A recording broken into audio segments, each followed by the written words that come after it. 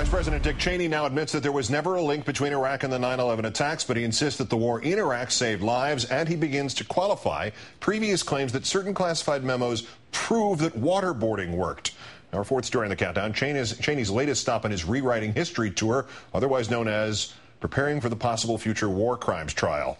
The former vice president, whose office, while he was in power, engineered the outing of CIA agent Valerie Plame after her husband Joe Wilson alleged that the Bush administration had manipulated the pre-war intel. The same Cheney who in September of 2003 on Meet the Press still described a possible Iraq 9/11 connection, even though such a link had by then been widely discredited. That Cheney now blithely saying this.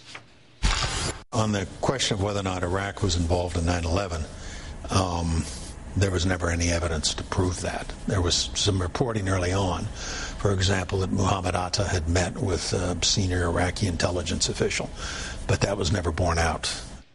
Mr. Cheney even added a little fancy footwork regarding former CIA Director George Tenet. He did say and did testify that there was an ongoing relationship between al-Qaeda and Iraq, but no proof that Iraq was involved in 9/11. What have you done with Dick Cheney, and who are you? Meantime, on his favorite subject, waterboarding, Mr. Cheney appears to be recharacterizing the documents that he wants declassified. Listen carefully to this. Yes, but the way I would describe them is they have to do with the detainee program, the interrogation program. It's not just waterboarding, it's the interrogation program that we used for high-value detainees. And there were 2 reports done that summarize what we learned from that program, and I think they provide a balanced view.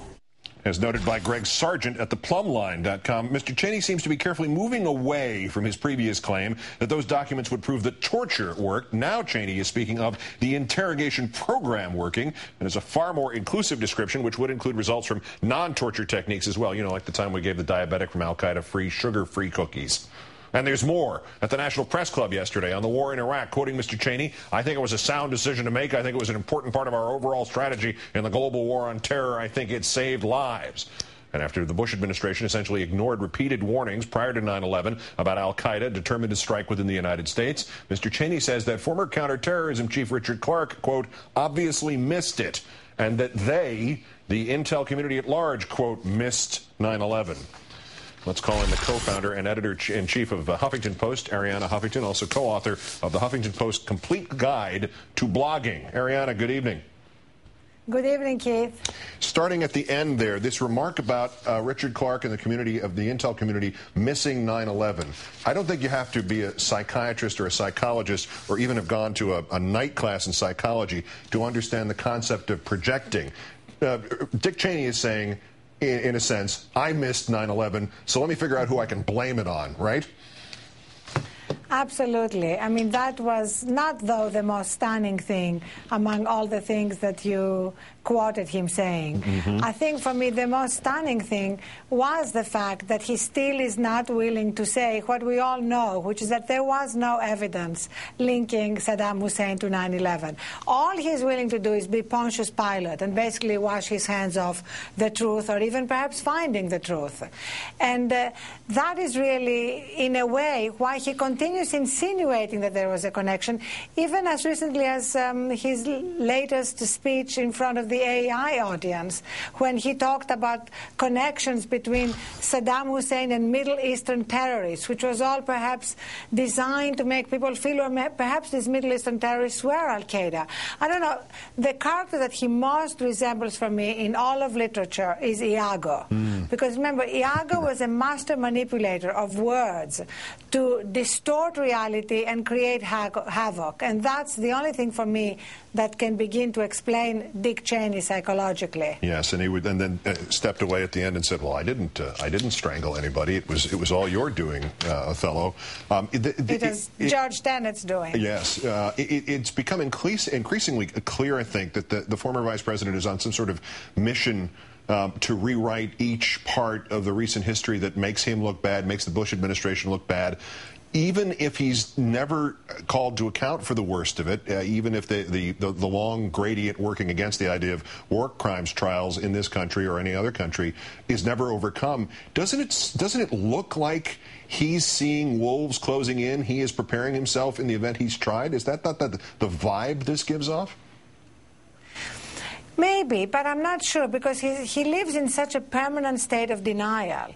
And he clearly has a lot of people around him who are supporting that state of denial, including his own daughter. So maybe he's just doing it pure and simple because he does want to protect his legacy. After all, that was the essence of revisionism. As George Orwell said, he who controls the past controls the future.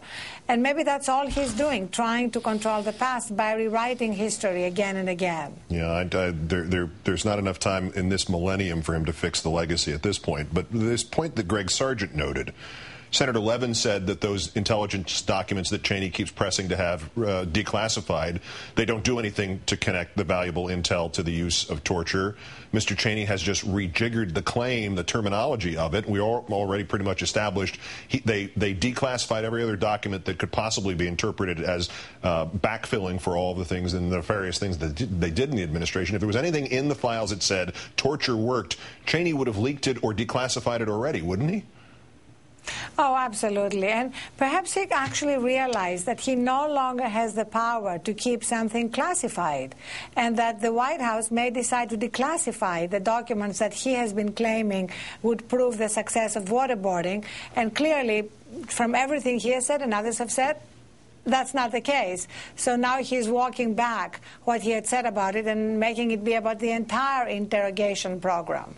What happens with these allegations, again, about the intel, about Richard Clarke and such, when Clarke is willing to come back and describe this as White House 9/11 trauma defense? How does this end for Mr. Cheney? Well, in a different time, it might have ended better. But right now, we live in the age of YouTube and Google and LexisNexis searches, and it's very much harder to doing this revisionist history. And after all, there is the possibility that this huge pile of lies is going to get so big that it's going to tumble down. And my one immediate hope is that he will be treated like a pariah. After all, that should happen. There is no reason for him to continue to be treated like a public figure with any kind of credibility left, and that will make a big difference in the way the rest of us respond to him. Arianna Huffington of HuffingtonPost.com. Let's hope so. As always, great thanks, Arianna. Thank you.